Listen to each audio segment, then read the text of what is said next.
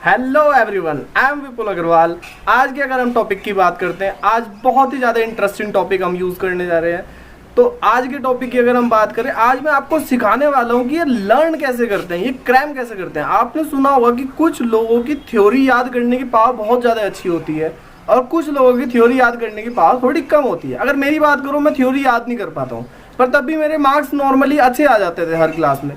तो फिर सारे पूछते थे, यार ये तो हमेशा मस्ती करता है, इसके नंबर क्यों अच्छे हैं? तो एक ट्रिक होती है याद करने की जो मैं फॉलो करता हूँ नॉर्मली। तो आज मैं वो ट्रिक समझाने वाला हूँ। और अगर मैं टॉपिक की बात करूँ तो मैं आज 12th क्लास का सेकंड टॉपिक जिसे कह लेता हूँ मैं कि मैनेजमेंट के कैरेक्टरिस्टिक्स क्या होते हैं, कैरेक्टरिस्टिक्स कह लो या फिर फीचर्स कह लो या फिर नेचर कह लो, ये मैं समझाने वाला हूँ। क्योंकि अभी 12th के एग्जाम, अभी बोर्ड के एग्जाम होना है मैनेजमेंट का पेपर, तो उनके लिए बहुत ज़्यादा इंपॉर्टेंट टॉपिक है ये वाला।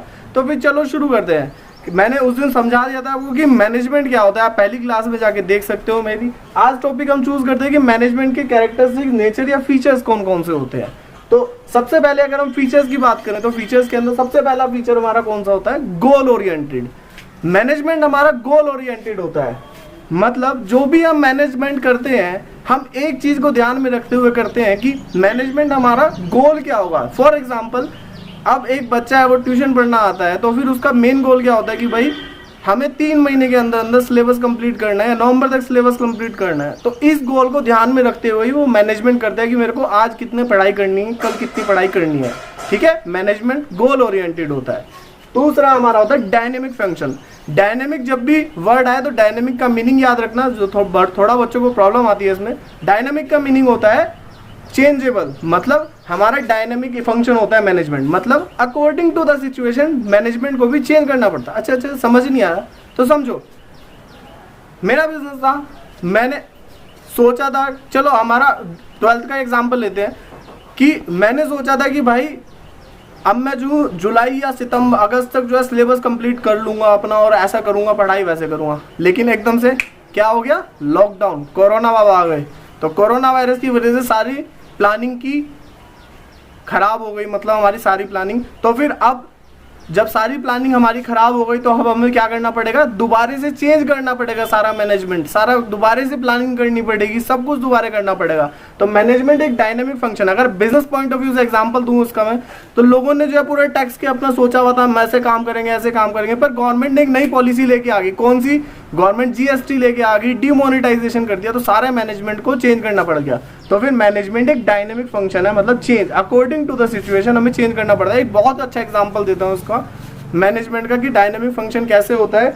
कि भाई पुराने टाइम में हम कौन सी पैंट पहना करते थे? पुराने टाइम में हम पैंट पहना करते थे बेल बॉटम पैंट, जो नीचे से बहुत छोटी छोटी होती। धीरे धीरे क्या हुआ? धीरे धीरे वो स्ट्रेट हुई, और स्ट्रेट के बाद जो है अब नैरो होने लगी। तो फिर अकॉर्डिंगली हमें अपने मैनेजमेंट में भी चेंज लाना पड़ा, अपने सब पूरे बिजनेस में चेंज लेके आना पड़ा, और टाइम के अकॉर्डिंग, ट्रेंड के अकॉर्डिंग अपने आप को चेंज करना पड़ा। तो मैनेजमेंट एक डायनेमिक फंक्शन है। तीसरा, मल्टी डायमेंशनल। मल्टी डायमेंशनल की बात करूं तो मैनेजमेंट के अंदर 3 डायमेंशन होते हैं। एक मैनेजमेंट ऑफ वर्क, वर्क का मैनेज करना, पीपल का मैनेज करना, और ऑपरेशन, मतलब वर्क और पीपल के बीच की इंटरलिंक करी होती है एक ऑपरेशन। ठीक है। अगला, ऑल परवेसिव। ऑल परवेसिव का मतलब क्या होता है कि भाई मैनेजमेंट हमारा चारों तरफ एप्लीकेबल होता है, हर जगह एप्लीकेबल होता है, चाहे वो प्रॉफिट मेकिंग बिजनेस हो, चाहे वो नॉन प्रॉफिट मेकिंग बिजनेस हो, चाहे वो छोटी फर्म हो, चाहे वो बड़ी फर्म हो, चाहे वो रजिस्टर्ड हो, चाहे वो नॉन रजिस्टर्ड हो, चाहे वो एजुकेशनल इंस्टीट्यूट हो, चाहे वो नॉन एजुकेशनल इंस्टीट्यूट हो। अपने घर पे भी मैनेजमेंट होता है, बल्कि एक हाउस वाइफ तक मैनेजमेंट करती है, एक पढ़ा लिखा बिजनेसमैन भी मैनेजमेंट करता है, एक ना ही पढ़ा लिखा मैनेजमेंट बिजनेसमैन भी मैनेजमेंट करता है। तो ऑल परवेसिव मतलब जो हर जगह एप्लीकेबल हो। Group activity. मैनेजमेंट एक ग्रुप एक्टिविटी होता है, मतलब एक फर्म के अंदर जब सारे मिलकर काम करेंगे तभी अच्छे से मैनेजमेंट हो पाएगा। अकेला मैनेजर नहीं सोच सकता कि भाई मैं अकेला कर दूंगा मैनेज और अकेला सारा काम अच्छे से हो जाएगा, सबको मिलके करना पड़ेगा। अगला, इंटेंजिबल फोर्स। इंटेंजिबल का मतलब जिसे हम छू नहीं सकते। मतलब मैनेजमेंट को ऐसी चीज छोड़ दे, भाई मैनेजमेंट इधर आ, मैनेजमेंट आया और हमने सोचा भाई तुझे अच्छे से काम करना है, ऐसा थोड़ा ना होता है। मैनेजमेंट को हम छू नहीं सकते, एक इंटेंजिबल फोर्स है, मतलब महसूस कर सकते हैं कि हाँ अच्छा मैनेजमेंट चल रहा है। और लास्ट हमारा कंटिन्यूस प्रोसेस। मैनेजमेंट चलता रहता है, चलता रहता है, ऐसा नहीं कि आज कर लिया कल नहीं करा। मतलब 3 महीने तक हमने अच्छे से पढ़ाई करी, मैनेजमेंट अच्छा करा, उसके बाद पढ़ाई करना बंद कर दिया, मैनेजमेंट खराब कर दिया, तो उसके बाद सारा खराब हो जाएगा आगे बिजनेस। मरते दम तक भी मैनेजमेंट करना पड़ता है भाई हमें हर चीज में। अब बात आती है, सब तो हमने मैनेजमेंट का टॉपिक समझाया, कैरेक्टर्स, अब इसे याद कैसे करें? कितनी हेडिंग्स है हमारे? 1 2 3 4 5 6 7 हेडिंग्स है यार हमारी है। यार सर ये तो बड़ी आसान है, पर 7 हेडिंग्स है, और जब पूरी बुक की बात करेंगे और जब सारे सब्जेक्ट्स की बात करेंगे कितना सारा सिलेबस हो जाएगा। क्रैमिंग पावर इतनी अच्छी नहीं होती कुछ लोगों की, जैसे मेरी भी नहीं है। तो इस जगह पे याद करने की एक मैंने शॉर्ट ट्रिक बनाई हुई है जिसे बोलते हैं एब्रीविएशन बना लेना। तो इनकी ना एक एब्रीविएशन बना लो। ये मैंने एब्रीविएशन बना के ही लिखा हुआ है। पहले एब्रीविएशन कहाँ है इसकी? ये है जीडी मैजिक। जीडी मैजिक मतलब मैंने इसकी एब्रीविएशन बनाई हुई। तो जब भी मेरा एग्जाम में एक क्वेश्चन आएगा ना वाला कि कैरेक्टरिस्टिक्स बताओ, तो मैं क्या करूंगा? जीडी मैजिक याद रखूंगा। जीडी मतलब G for goal oriented, D for dynamic process, M for multi dimensional, A for all pervasive, G for group activity, I for intangible force और सी फॉर कंटिन्यूअस प्रोसेस। तो इससे क्या होगा, मेरे को जब भी एग्जाम में आएगा तो मेरे को सिर्फ जीडी मैजिक याद रखना है, तो आप फटाफट क्रैम कर सकते हो। जीडी मैजिक तो यार आसान है, इतना मुश्किल नहीं है। तो अब क्या होगा ना, अब जैसे एग्जाम में क्या होता है बच्चों के साथ प्रॉब्लम, समझ लो, बहुत ध्यान से सुनने की बात है ये वाली।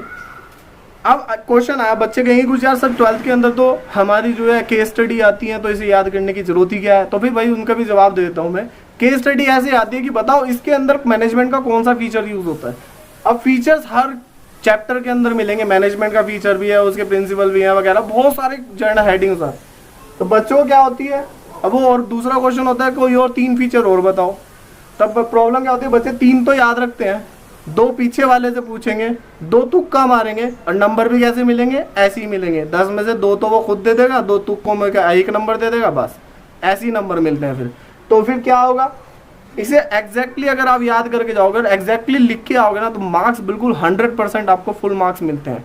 तो फिर ऐसे एब्रीविएशन बना लो आप हर क्वेश्चन की, जितने भी हेडिंग्स वाले क्वेश्चन है। अगर आपको 50% भी वहाँ पे मिल जाता है एग्जाम में, तो 50% तो आपका पोर्शन पहले कवर हो गया, और बाकी 50% में आप खुद स्कोर कर सकते हो फिर अच्छा, क्योंकि आपका कॉन्फिडेंस लेवल भी बहुत ज़्यादा अप होगा उस टाइम। ओके, तो इसकी शॉर्ट फॉर्म एक बार रिवाइज कर लेते हैं। GD magic, G for group activity, D for dynamic process, M for multi dimensional, A for all pervasive, G for goal oriented, I for intangible force और C for continuous process. तो ऐसे याद करके चलोगे तो कभी भी प्रॉब्लम नहीं आने की आपको बच्चों।